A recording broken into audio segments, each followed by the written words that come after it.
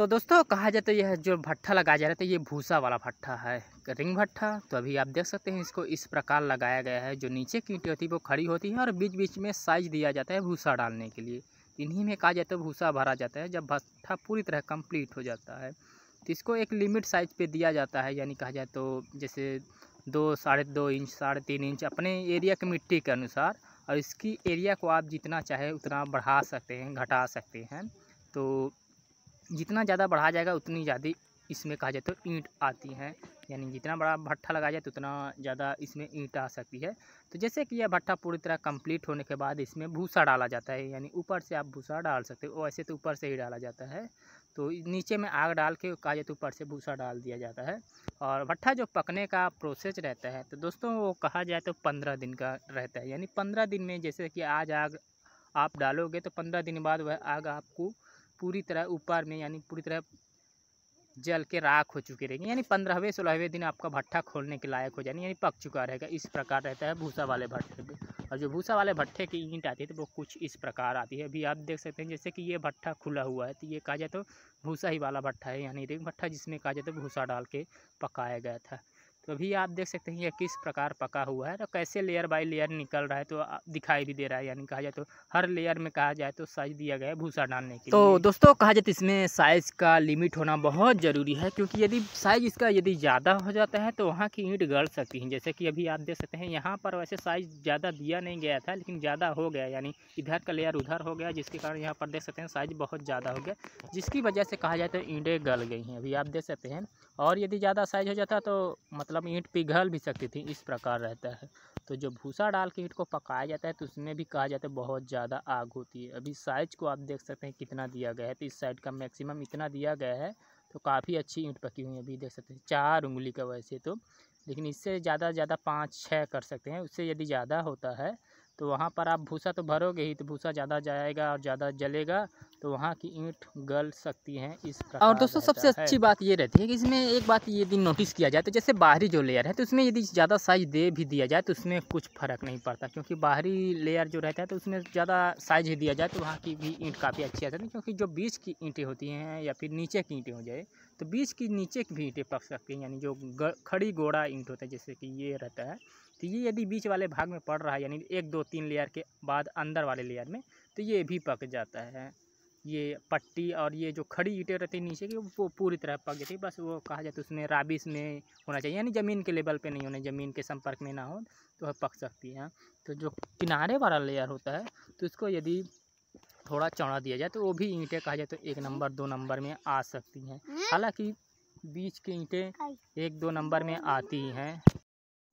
तो दोस्तों कहा जाए तो इसमें बहुत से लोगों का डाउट ये रहता है कि इसमें आखिर भूसा के अलावा और भी कुछ लगता है क्या, तो बता दिया जाए कि इसमें भूसा के अलावा और कुछ नहीं लगता। यानी सबसे पहले आप रिंग भट्ठे को बनाओ, यानी इसको जिस प्रकार लगाया जाता है खड़ी, तो इस प्रकार इसको लगाओ, इस प्रकार बनाओ, मतलब इस एरिया इस साइज़ पे जिससे कि इसमें भूसा भरा जा सके।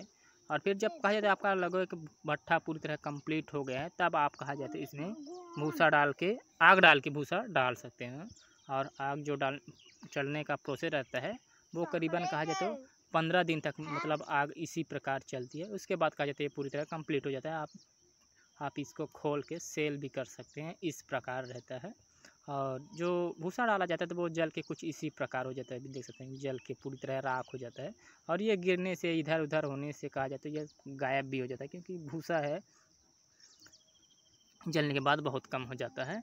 तो इसमें कहा जाए तो एक बात ये रहती है कि इसमें कचरा नहीं होता, जैसे कि अदर जो भट्टे होते हैं तो इसमें तरह तरह का मटेरियल जैसे कोयला वगैरह डाला जाता है तो इसमें कहा जाए थोड़ा कचरा होता है।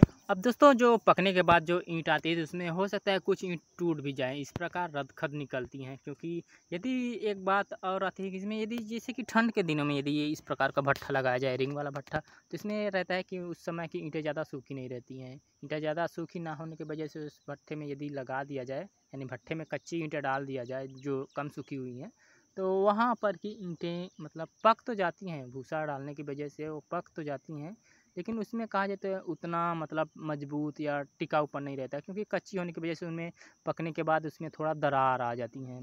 पानी का रिसाव होने की वजह से, कच्ची होने की वजह से उसमें थोड़ा बहुत पानी का रिसाव होगा, जिसकी वजह से उसमें थोड़ा बहुत दरार भी आ सकती हैं। लेकिन जो गर्मियों के दिन में इस प्रकार के भट्ठा लगाया जाए तो गर्मियों के दिन में ईंट पूरी तरह सूखी हुई रहती हैं, तो उसमें कहा जाए तो दरार या फिर कहा जाए तो ईंट में टिकाऊपन ज़्यादा रहता है। दरार मतलब बहुत कम रहता है। हो सकता है ऊपर के कुछ पट में दरार आए। यदि कच्ची ईंट ना डाला जाए तो दरार आने का चांस बहुत कम रहता है। यदि पूरी तरह सूखी ईंट डाला जाए तो बहुत अच्छा रिंग भट्ठा आता है। इसकी ईंट भी काफ़ी अच्छी आती है। और दोस्तों जो इसका लगाने का प्रोसेस होता है वो ऐसे तो शुरू में यदि देखा जाए तो काफ़ी आसान रहता है, लेकिन थोड़ा जो पहली बार ना लगा रहे हैं उनके लिए थोड़ा कठिन हो जाता है, क्योंकि पहली बार लगाने में अपने को ये पता नहीं रहता कि इसको किस प्रकार रखा जाए जिससे ये सही का सही लग सके। तो यदि नीचे का पोजीशन एक बार देख लिया जाए या एक बार सीख लिया जाए बनाने का, तो हो सकता है काफ़ी अच्छे से यह बन जाए। बस नीचे की सतह को बराबर लेवल पे रखना रहता है, क्योंकि पकने के बाद कहा जाता है यानी जैसे कि ईंट पकती है तो उसका पूरा वजन या पकते समय उसका पूरा भार कहा जाए तो नीचे की सतह पे रहता है, यानी नीचे की लेवल पे रहता है। तो नीचे का जो लेवल रहता है तो यदि बराबर रहेगा तो ईंट गिरने का यानी लेयर इधर उधर गिरने का मतलब समस्या नहीं रहेगा यदि बराबर जगह में रहेगा, क्योंकि कहा जाए तो इसको पकने से निकालने तक का यानी पूरी तरह इसी प्रकार खड़ा रहना पड़ता है। तो हो सकता है तो नीचे की जगह को पूरी तरह बराबर या फिर मतलब ऐसी जगह पर ना रखा है जहाँ पर कहा जाए तो इतना वजन रखते समय हो सके तो कुछ ईंट बैठ जाए, इस प्रकार ना रखा जाए। तो बराबर जगह पर एरिए पे इसको इस प्रकार रखा जाए, क्योंकि रिंग भट्ठे का पूरा भार जो है तो वो एक ईंट पे खड़ी ईंट पे आता है, पकने से लेके पूरी तरह निकलने तक। तो यह काफ़ी अच्छा रहता है। इसको थोड़ा अच्छे से देख के रखना चाहिए बराबर जगह पर। और भूसा जो डालने का प्रोसेस होता है वो तो दोस्तों पकने तक ऊपर से ही रहता है। अभी आप देख सकते हैं जैसे जैसे भट्ठा पकते जाता है तो भूसा मतलब ऑटोमेटिक ऊपर में भरने लगता है। तो जब भट्ठा पूरी तरह रेडी हो जाता है तभी कहा जाए तो इसको कंप्लीट यानी इसमें आग वगैरह डाला जाता है। और पकने का जो प्रोसेस होता है वो आपको पता ही होगा, 15 दिन में पूरी तरह कंप्लीट हो जाता है। अब इसको बात आती है इसको लगाने का, तो आप इसको जितनी जल्दी हो सकता है लगा सकते हैं। या तो आप 2 ही दिन में लगा लें या फिर 4 दिन में, 5 दिन में, 10 दिन में, जितनी जल्दी हो सकती है इसको लगा सकते हैं, क्योंकि ये अपने ऊपर रहता है लगाने का जो पूरा समय रहता है। तो ये अपने ऊपर साइज को ध्यान में देते हुए जितना जल्दी हो सके उतना जल्दी आप इसको लगा सकते हैं।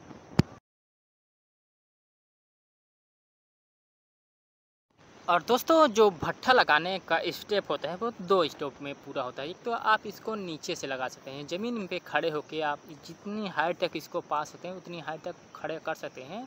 और साथ साथ में 2 लेयर लिया जाता है, जिससे कहा जाता है फिर जब ऊपर हो जाए तो एक लेयर पे खड़े होकर दूसरे लेयर को अपनी हाइट के अनुसार जितना हाइट करना है उतने हाइट तक कर सकते हैं। जैसा कि अभी आप देख सकते हैं ये इतना हाइट तक हुआ है, तभी 2 लेयर साथ में लिया जा रहा है, क्योंकि जैसे कि लेयर में फिर नहीं बनतेगा तो एक लेयर पे खड़े होकर इस दूसरे वाले लेयर को पूरी हाइट तक उठा दिया जाएगा। तो इसी प्रकार का इस प्रोसेस को पूरा कर सकते हैं। नहीं तो आपको सीढ़ी भी लगाना पड़ सकता है, जैसे कि एक लेयर को उठाओगे। और जो लगाने का तरीका होता है वो इस प्रकार होता है, यानी एक बेढ़ा और एक आड़ी और फिर दूसरे लेयर पर सेम प्रोसेस उल्टा हो जाता है। तो दोस्तों बता दिया जाए कि जो अभी यह भट्ठा दिखाया जा रहा है तो ये कहा जाए तो अभी का नहीं है, यानी यह पिछले साल 2023 का करीबन मार्च तक का ईंट भट्ठा लगाया जा रहा था, उसका वीडियो है जो कि अभी अपलोड किया जा रहा है बताने के लिए। तो दोस्तों इसी प्रकार कहा जाए तो कुछ रिंग भट्ठे लगाए जाते हैं। अभी देख सकते हैं इसमें कि जो भी ईंटें हैं तो वो पूरी तरह सूखी है, क्योंकि इस मार्च के महीने में कहा जाए तो धूप काफ़ी अच्छे से तेज़ी से निकलती है। और जैसा कि यदि नहीं सूखी भी रहती तो उन ईंटों को ऊपर वाले भाग में डाल दिया जाता है, तो वहाँ की ईंटें काफ़ी अच्छे से सूख जाती हैं।